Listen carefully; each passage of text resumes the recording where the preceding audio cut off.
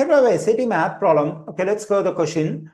4x positive 4 times ax negative 1 negative x square positive 4. In the expression above, a is a constant. If the expression is equivalent to bx, where b is a constant, what is the value of b?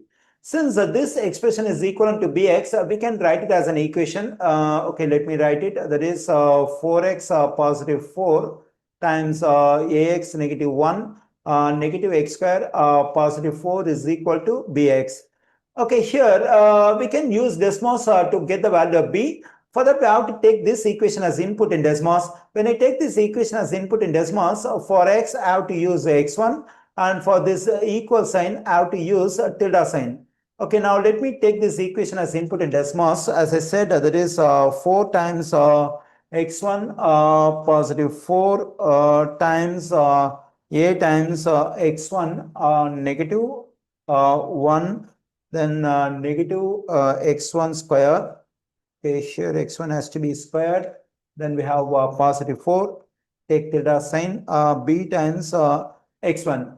As soon as I take the equation as input in Desmos, it will give some result for the values of a and b. We should not consider them because this equation contains two unknown constants, a and b. Since it contains two unknown constants, a and b, we have to give two different real values for x1. Okay, let me type x1, then we have to take equal sign, take square bracket, any two different real values, it is 1 and 2. Here I have taken two different real values, 1 and 2 for x1. In that case, I am getting b equals to negative 3. So this is the correct value of b. Therefore, the value of b is negative 3.